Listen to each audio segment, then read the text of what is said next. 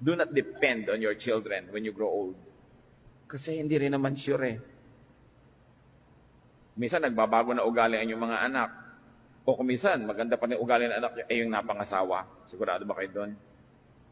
Kaya kailangan, hahanda natin yung pagtanda. And stop depending on others. You will beg forever. At kung tipid din lang kayo ng tipid, yun ba, uulitin ko, ano naman ang napala nyo pag titipid? Lumuwag na ba kayo? Kadalasan hindi rin. Ang atupagin, create wealth. Make an income.